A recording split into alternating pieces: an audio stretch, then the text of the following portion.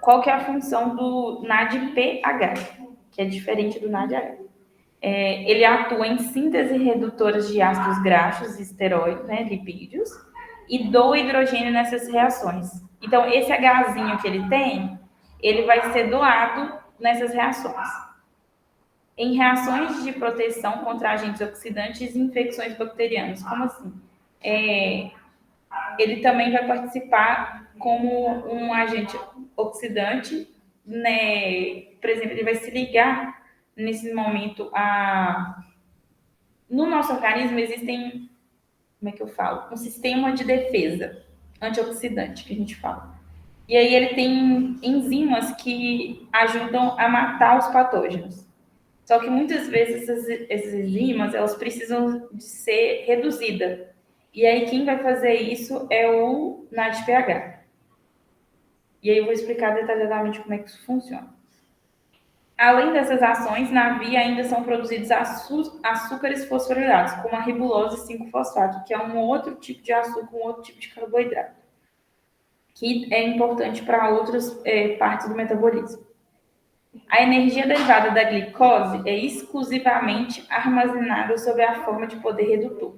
Então, o que a gente vai tirar de informação da via das pentose fosfato, que é o mais importante, é que com a oxidação da glicose nessa via, o poder dela, a energia que ela vai gerar, vai ser exclusivamente armazenada em forma de poder redutor. Só um minutinho, gente.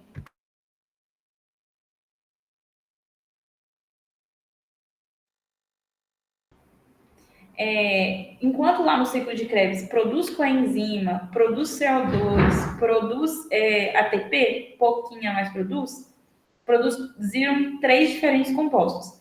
Na via das pentosfosfatos, só produz uma coenzima com a energia daquela reação, que é o NADPH. E a gente chama isso de poder redutor.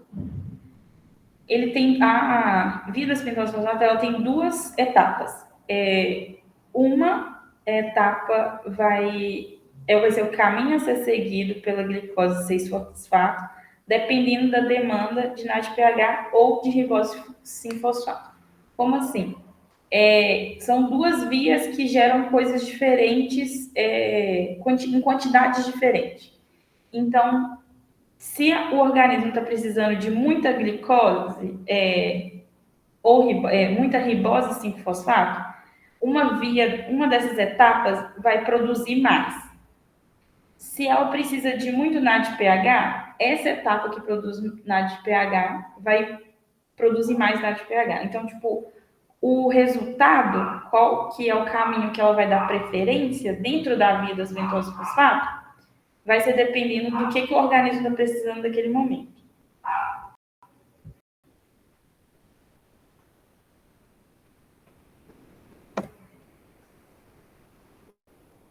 E aí, primeiro a gente vai ver qual que é a diferença do NADPH para o NADH e FADH2. NADPH é a coenzima da via das pentose fosfato. NADH e FADH2 são as coenzimas do ciclo de Krebs. O NADPH ele atua em síntese onde há consumo de ATP e redução do substrato. O que isso quer dizer? Nessa via, gasta ATP, não produz ATP. O que é a redução do substrato? Lembra que o NADH, quando ele chega na cadeia de transporte, no ciclo de Krebs, ele é um NAD+. Isso quer dizer que ele está oxidado. Quando ele entra no ciclo de Krebs, ele sai como NADH, então ele fica reduzido. Nesse processo que ele faz, ele enquanto oxidado, NAD+, vai ficar reduzido. Então, o composto a qual ele se ligou, agora fica oxidado e ele sai reduzido. Então, no organismo é uma constante, a gente fala que é uma reação de oxirredução. Enquanto um composto está oxidado e outro está reduzido, quando eles se ligam, eles tipo trocam os papéis. O que estava oxidado reduz e o que estava reduzido oxida. O NADPH, ele está reduzido. Então, quando ele entra em contato com o substrato, esse substrato está oxidado.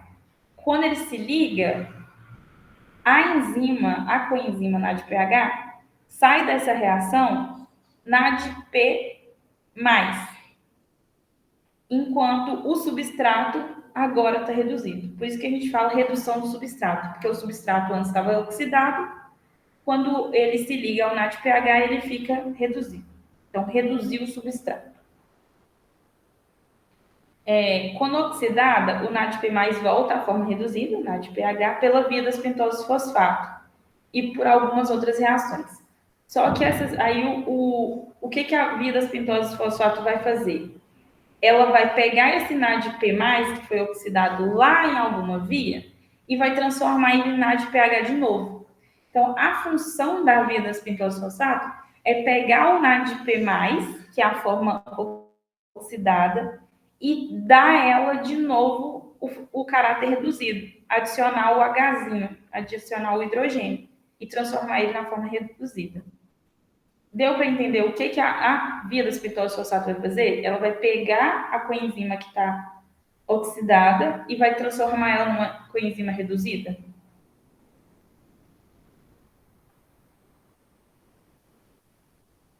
Deu para entender essa função da via? Não é ao contrário, não? Tipo, o NADPH não está reduzido? Não, o NADPH está reduzido, só que a via das pentoses fosfato, o que ela faz? Ela entrega para o meiozinho lá dela o NADPH, que é a forma reduzida. Esse NADPH, ele vai em algum momento do metabolismo reduzir um substrato. Nesse processo, ele vai ficar oxidado, vai virar NADP+. Uhum. Só que ele não pode ficar NADP+, o resto da vida. Então, ele volta para a via das pentose fosfato e essa via reduz ele. E aí ele volta a ser NADPH. Ah, tá. Por isso que Eu ainda confundo o reduzir com o oxidar. O oxidar é dar elétrons, não é? na verdade, enquanto o substrato, o composto é reduzido, ele pode doar. A partir do momento que ele doa, ele fica oxidado. Entendi. Então, quem doou estava reduzido, fica oxidado, e quem recebeu estava oxidado e fica reduzido. Fechou. Quem recebe fica reduzido e quem doa fica oxidado. Tá cortando o seu áudio. Não, é só o que você estava falando mesmo. Tá bom. Outra coisa, utilizada quando o substrato está sendo reduzido, que é o que eu falei, o substrato estava oxidado, ele precisa ser reduzido, então o NADPH vai lá e reduz o substrato. Ele não é um substrato da cadeia de transporte de elétrons, como o FADH2 é. E ele é oxidado pelas vias de síntese ou outras reações redutoras.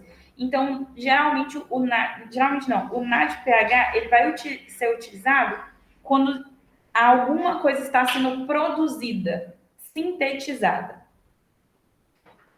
Agora, o NADH e o FADH2, que é do ciclo de Krebs. Ele atua em vias degradativas. Então, enquanto o NADPH atua quando está sintetizando, produzindo alguma coisa, o NADH e o FADH2 é quando está quebrando, quando está degradando. E essas vias, elas produzem ATP. Então, outra diferença. A cadeia lá, o ciclo de Krebs, ele produz ATP também, né? Pouca, mas produz. As vias onde o NADPH atua não produzem ATP, só gastam. O NADH e o FADH2, eles são utilizados como um substrato que está sendo oxidado. Então, também é diferente. Agora é oxidado e também eles são parte da cadeia de transporte de elétron, coisa que o NADPH não é. Aí aqui, ó, tem um exemplo. Deixa eu ver se eu consigo dar um exemplo. Não funcionou. Mas vocês estão vendo, tipo, essa de rosinha é uma proteína inativa. E essa proteína inativa, ela está oxidada. Ela precisa de ser reduzida para ela ser ativada. Quem vai fazer isso vai ser uma enzima, que é esse PDR aqui. Essa enzima, quando ela se liga, ela vai transferir. Tá vendo aqui do ladinho aqui? Vocês estão vendo a setinha? Tipo, na minha mão, no cursor? Sim. Esse Hzinho aqui, ó, ele vai vir cá para a proteína. E aí, dessa forma, a proteína fica ativa. E assim ela fica reduzida. Então, ela era oxidada, não tinha o H, agora ela está reduzida, tem o Hzinho, e agora ela funciona. Esse composto aqui, ele perdeu esse Hzinho dele. Só que ele não pode ficar com esse H perdido, porque senão ele vai ficar inútil. O que o NADPH vai fazer? Ele vai pegar o H dele e vai doar para a coenzima. Então, ela estava perdida, né? Ficou sem, recebeu do NADPH, volta ao normal. É isso que o NADPH vai fazer. Essa é a função dele. Tem uma enzima, um composto que doou uma parte dele para ativar a proteína. Ele não pode ficar sem ele precisa de repor, o NADPH vai e repõe. E aí, o NADPH agora que precisa de reposição, né? E aí ele vai para a via das pentose fosfato para adquirir o Hzinho dele depois. Aí não tem bem um exemplo de como funciona essa reação dessa forma aqui. Mas o que vocês precisam entender é o papel do NADPH no metabolismo. Ele pegou o Hzinho dele e transferiu para um composto, uma molécula que precisava, porque ela doou dela para outra coisa. Então, é uma constante troca. Tipo, um está doando, outro está recebendo. Esse exemplo aqui é o que ele faz como a gente ajudando no combate ao estresse oxidativo associado à glutationa. Então, produção de radical livre, essas coisas, estresse oxidativo, não sei se vocês estavam na monitoria que eu estava dando, a glutationa é uma enzima que ajuda no combate ao estresse oxidativo. E aí, quando ele se liga, quando ele doa esse Hzinho dele para a glutationa, ele estabiliza a glutationa de novo, para que ela consiga atuar no combate ao radical livre. Até então, alguma dúvida? Pode ver. Desculpa se eu for repetitiva, mas você pode repetir de novo o negócio do resíduo oxidado, por favor? É porque eu realmente estou confundindo muito isso durante a aula. Ó, por exemplo, aqui, ó, tô dando exemplo da proteína. Ela tá oxidada. Esse aqui, essa enzima aqui embaixo também tá oxidada. Por que ela tá oxidada? Ela tá precisando de receber elétrons, digamos assim. Ela precisa de ser ativada. Quando esse composto, que é a glutationa normalzinha, ela doa o H dela para a proteína que estava sem, ela reduz a proteína. Então, aquele composto que está precisando de receber elétrons, ele está oxidado. O composto que pode doar elétrons, ele está reduzido. Então, o composto que pode reduzir, né, que ele pode doar, ele tem um poder redutor. Esse é o nome que a gente dá para o NADPH, por exemplo, que ele tem o pH, né, o que tem o H. Ele tem um poder redutor. Ele é reduzido e ele pode reduzir um elemento oxidado. Então, um macete que usam é que quem pode doar, é reduzido. E quem tem que receber é oxidado. Fechou, muito obrigada. Tá? Aí aqui é a divisão das etapas da pentose fosfato. Uma etapa é a parte oxidativa, e ela vai produzir NADPH, e uma parte é não oxidativa, ela só vai converter açúcar fosforilado. Então, igual eu falei, o que vai... Tem 2 etapas, mas a produção delas vai variar de acordo com a demanda do organismo. Se o organismo está precisando de muito NADPH, então a parte oxidativa vai produzir muito NADPH. Se está precisando de muito açúcar fosforilado, então essa parte vai produzir mais açúcar fosforilado. A parte oxidativa, ela vai fazer a descarboxilação primeiro da glicose 6-fosfato através dessa enzima, glicose 6-fosfato desidrogenase, que é a primeira parte. O que é a descarboxilar? Ela vai remover um carbono. E aí, nesse processo, o NADP+, vira NADPH. Então, vamos tentar integrar. Está acontecendo isso aqui no nosso organismo, no seu organismo.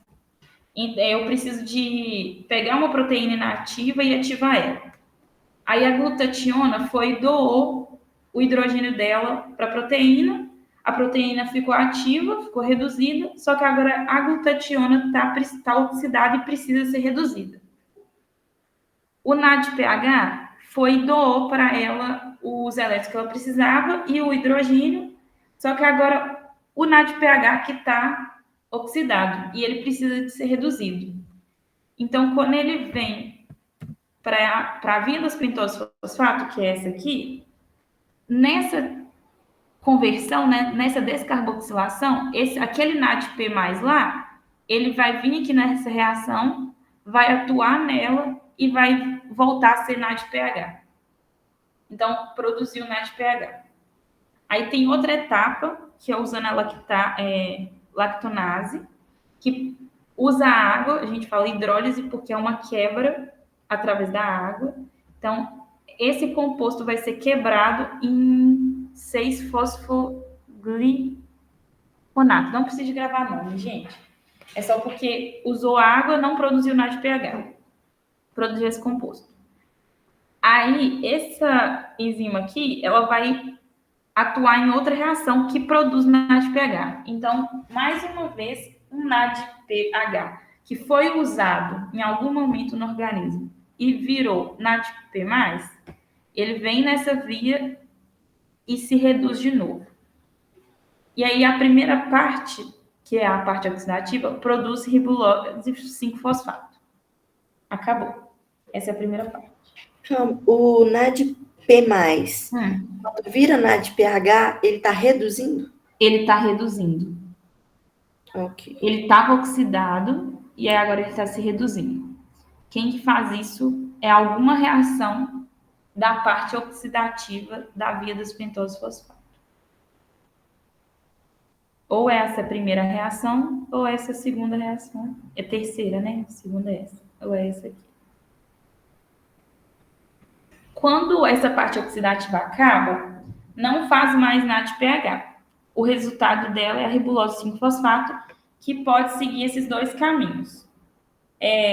No final das contas, são basicamente os mesmos compostos que vão ser produzidos. Por exemplo, aqui, produzido direto esse, mas é o mesmo do daqui de baixo. Esse aqui é o mesmo desse aqui.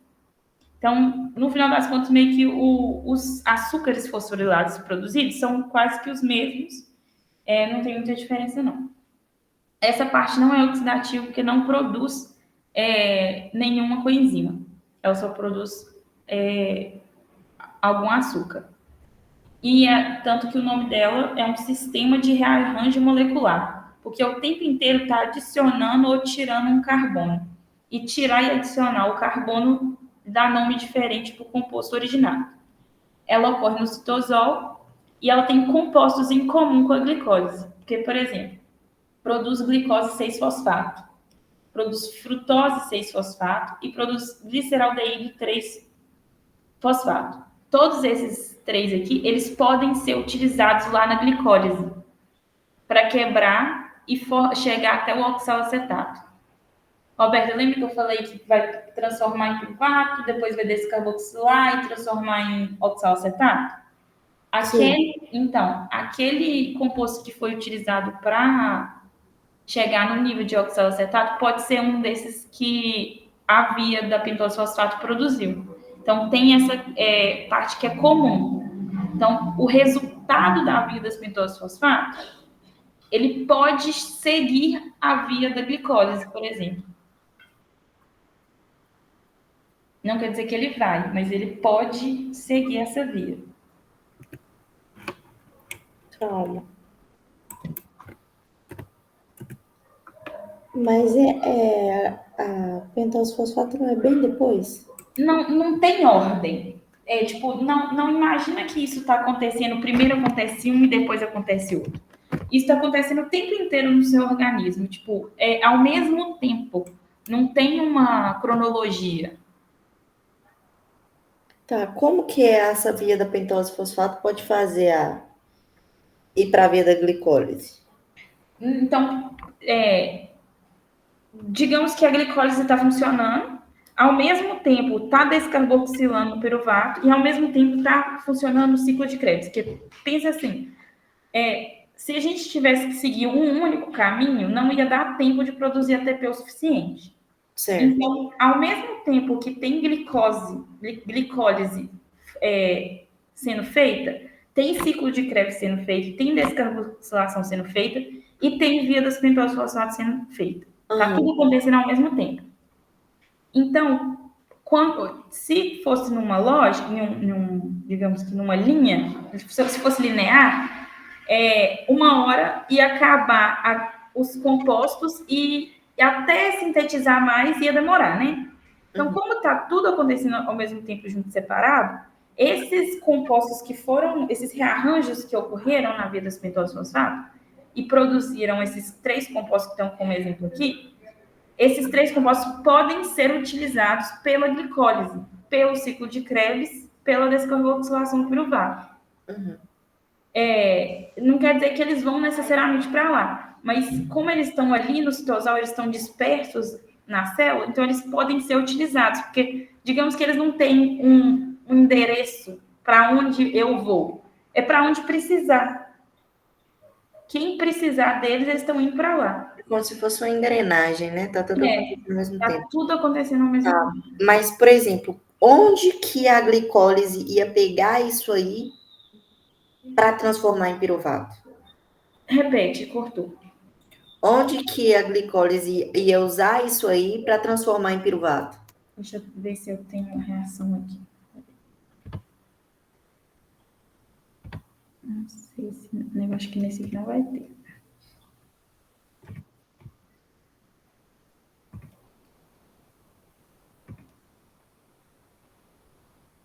Não tem. Deixa eu só abrir o livro que eu vou te mostrar como que funciona.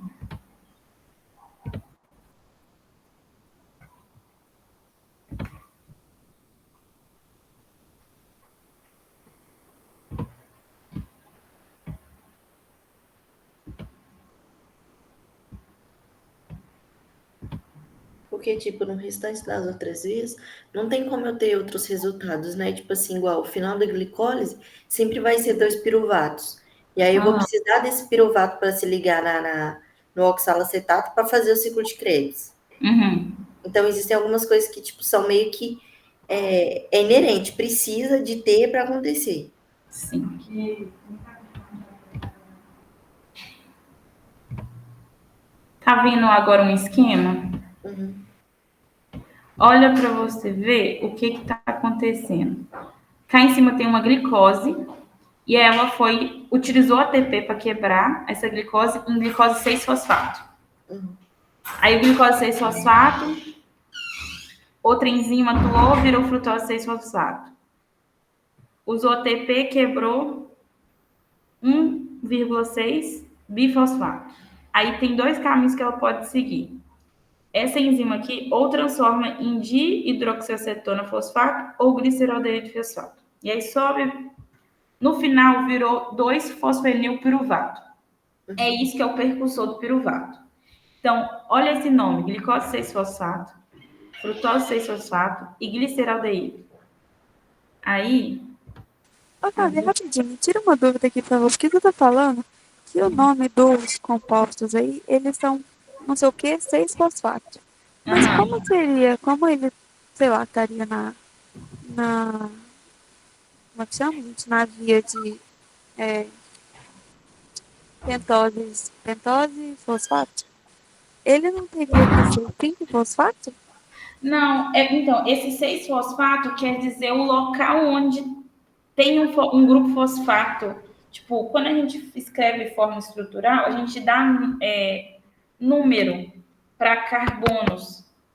E aí, cada carbono, tipo, tem uma lógica. Eu não sei explicar mais a lógica, já esqueci. Mas cada carbono tem um número.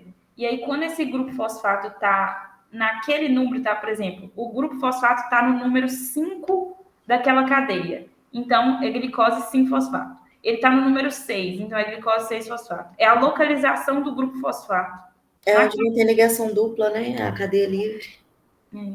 Aí é onde ele está ligado. É só para mostrar onde é que ele está. Porque É dependendo do tipo o lugar. número do fosfato onde ele está ligado. Quando a gente conta naquela negócio de química orgânica que você vai contando os carbonos, em qual carbono que ele tá? Seria isso? É a localização dele no grupo, na cadeia. Na Ah, forma tá. estrutural, Aham.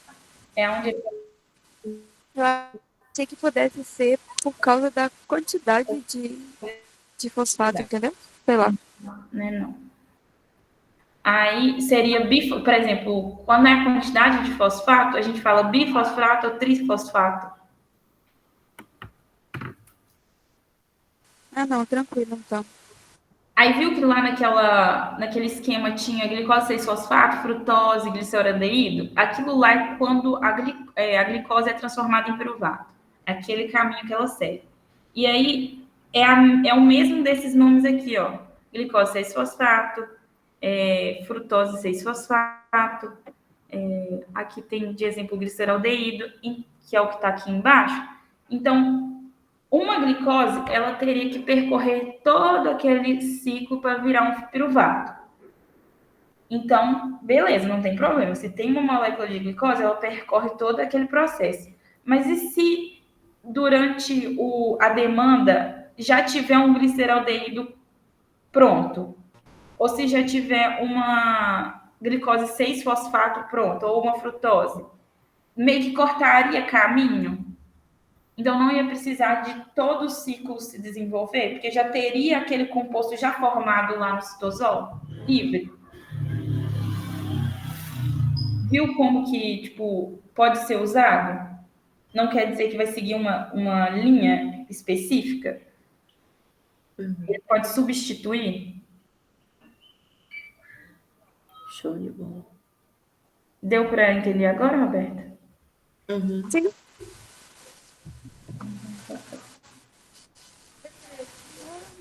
Agora é o metabolismo do glicogênio. Essa é a parte de vilas pentose fosfato acabou.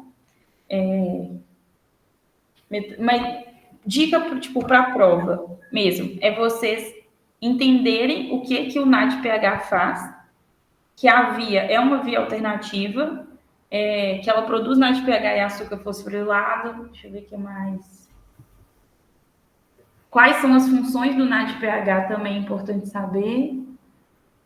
Porque não sei se vocês perceberam, mas a prova dela, às vezes, quando você vai ler as alternativas, você acha que mais de uma está certa, mas por causa de um não, de uma vírgula, Sim. um mínimo detalhe muda, torna aquela questão errada. Então, tipo, você ter clareza da função e do que é, te ajuda a eliminar muita coisa já na prova. Mas, tipo, igual, eu coloquei aqui, só produz uma coenzima, a via, é uma via alternativa, o NADPH está reduzido, tem o consumo ele consome, é uma via que consome ATP. Isso, é uma via que consome ATP. Ele pega a enzima oxidada e reduz. E o que mais que seria? Deixa eu ver. Eu acho que é mais ou menos isso mesmo. Que é bem.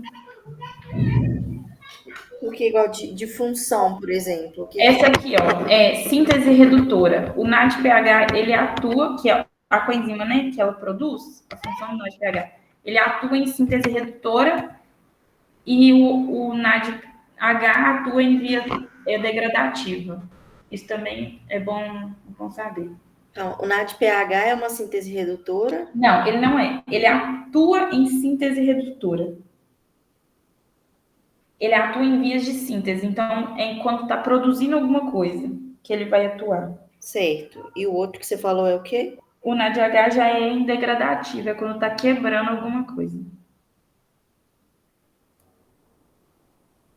Pra mim seria o contrário, tipo, o NADH ser tipo a molécula menor que vai ajudar a formar outra coisa. Não, porque, por exemplo, o NADH, ele atua no ciclo de Krebs. O ciclo de Krebs, ele tá quebrando glicose. Ele está transformando, na verdade, ele só está, tipo, diminuindo. Já o NADPH, ele geralmente atua. Como assim atua? Ele vai ajudar alguma via que está produzindo. Por exemplo, nessa aqui, eu estou pegando uma molécula, uma proteína que estava inativa e eu estou transformando nela em ativa. Eu não degradei ela, na verdade, eu aumentei, eu produzi. O NADPH, então, por ele doar o H que ele tem, ele vai ajudar a produzir as outras moléculas. Em Aham, resumo, seria isso. é. Não, beleza. Agora faz sentido. Se a gente Já deixar na cabeça que ele doa o H e que por isso ele vai ajudar a produzir, eu acho que dá para gravar. tenta chegar nisso. Já o NADH não, como ele atua lá no ciclo de Krebs, é uma via degradativa, é diferente. Beleza. E ela, então, por ser justamente por ajudar, ela vai ser uma via que produz menos ATP? Nem vai produzir ATP. As vias de síntese não produzem ATP. Via de síntese, tipo, você só consome, porque você precisa de energia para produzir alguma coisa. Uhum. Já a via degradativa, às vezes até consome ATP, mas também tem produção. Perfeito.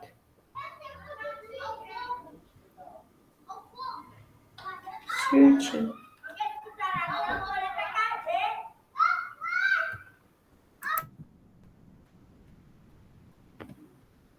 Agora é o metabolismo de carboidrato 2, que é o do glicogênio. Lembram do que é. Acabou, não, né? Ai, que susto. Vai acabar em 15 minutos. Vocês me avisam antes, tá? Por favor. Senão vai cair, eu tenho que mandar outro link. Tá bom. O metabolismo do glicogênio. Lembram de. Tipo, vocês já tiveram alguma aula que fala como tipo, como é que eu falo? Hormônio que ajuda a produzir glicogênio e hormônio que ajuda a quebrar glicogênio? A insulina quebra. Ela falou da última vez. É isso aí que a Roberto falou na verdade. Glucagon que vai ajudar a fazer. Glucagon. É. Insulina e glucagon. A insulina, ela ajuda, na verdade, a produzir e o glucagon ajuda a quebrar. Por quê? A insulina, ela vai tirar o açúcar do sangue, né? E aí vai levar para a produção. Vai levar para dentro da célula, para a célula armazenar a glicose. O glucagon, ele já vai atuar em cima do glicogênio para quebrar o glicogênio. E aí, o que é o glicogênio? Ele é um polímero de glicose e constitui uma reserva de açúcares em bactérias, fungos e animais. O que é um polímero? São várias moléculas juntinhas. Então, tipo, tem uma glicose ligada a outra glicose, ligada a outra glicose, e aí vai formar um polímero. São muitos ímeros, digamos assim, muitas glicoses ligadas uma na outra. E diferente das plantas, nas plantas esse polímero não se chama glicogênio, ele se chama amido. Bactérias, fungos e animais chamam glicogênio. Qual que é a vantagem de armazenar a glicose assim? Diminui a osmolaridade, então diminui a concentração total de solutos em uma solução, exatamente como está escrito. Se a glicose ficasse dispersa, ia ter muita glicose dispersa no citoplasma e ia ficar, tipo, muito denso. Se eles sintetizam um polímero, junta ele todinho bonitinho em um só, diminui o tanto de partícula de glicose boiando lá no citosol. No ser humano, a gente divide o glicogênio em 2 tipos de glicogênio, hepático e muscular. O hepático fica no fígado, muscular no músculo. Ele é sintetizado quando a oferta de glicose ultrapassa a utilização. Então, como assim? Você hoje acordou, toma o café da manhã. Nesse momento, você vai ingerir e vai metabolizar. Vai ter o metabolismo 1, né? Você vai quebrar aquele alimento até chegar no nível de glicose, o carboidrato. E aí você vai ter muita glicose disponível no seu sangue. Você vai ter um pico de glicose. Então, nesse momento, a insulina vai pegar a glicose e vai transportá-la para dentro da célula. E aí o glicogênio começa a ser sintetizado. Então, quando a glicose ela ultrapassa a utilização, tipo, eu tô com muito mais glicose no meu organismo do que eu tô utilizando, então agora eu posso sintetizar o glicogênio, eu posso armazenar. O glicogênio hepático, ele é responsável pela manutenção da glicemia entre as refeições, principalmente no jejum noturno. Então, você está comendo, já tem energia no seu corpo naturalmente, já tem glicose, e você está sintetizando. Você está comendo mais, vai aumentar a sua glicemia. Só que depois que você parar de comer, e aí você vai continuar vivendo, né? Continuar respirando, continuar fazendo suas coisas, você vai precisar de energia. Então, você vai quebrar a glicose, né? Vai fazer aquela parte lá do ciclo de Krebs, quebrar a glicose. Então, o que o glicogênio hepático vai fazer? Ele vai ser a reserva, então vai ter um hormônio chamado glucagon, que vai atuar em cima desse glicogênio hepático para tirar a glicose que estava ali. E aí você pode usar essa glicose para produzir ATP e continuar fazendo suas funções. Por que ele é usado principalmente no jejum noturno? Porque é um período em que você não está comendo, você não está tendo muito gasto de energético, mas o seu corpo ainda está funcionando. E ele ainda precisa de ATP, menos do que você acordado, mas precisa. E como você não está comendo, não está repondo, então ele serve como reserva principalmente para esse momento. Porque é um momento em que você não tem consumo de alimento e aí você passa a precisar da sua reserva. O fígado mesmo, que é onde está o glicogênio hepático, ele não aproveita a glicemia, que ele armazena. Ela é mais destinada a outros tecidos e órgãos, por exemplo, o cérebro, que é um órgão que precisa muito que basicamente só funciona à base de glicose. Ele não usa muito outro composto para funcionar, só em casos assim extremos. Em tecidos aeróbicos, a glicose ela é oxidada a CO2, e em anaeróbicos ela é a lactato. Tem fibra, por exemplo, fibra muscular, que em algum momento ela começa a produzir lactato porque ela para de receber O2 e aí ela produz lactato. Essa é uma diferença. Agora, o glicogênio muscular, ele provê energia para as fibras musculares. Ele está no músculo esquelético, então ele provê energia para a fibra. Para mais nada, não transporta para o resto do seu corpo, é só local, digamos assim. E a glicose resultante não é transportada, como eu falei. Quando a demanda energética ultrapassa o aporte de oxigênio, o glicogênio das fibras rápida é convertido a lactato, que é o que eu exemplo usei lá em cima, mas isso acontece principalmente no muscular. Porque você começa, tipo, academia, eu acho que você está gastando muito, chega num momento em que não tem oxigênio suficiente. E aí ele produz lactato em vez de converter a CO2. Opa, deu só uma dúvida. O hepático, ele vai ser especificamente para o cérebro nesse período de jejum aí? O hepático, a gente pode entender que ele vai conceder, né, a glicose para o cérebro funcionar. Então, na verdade, o glicogênio hepático ele vai, digamos que, fornecer essa glicose para todos os órgãos que precisarem.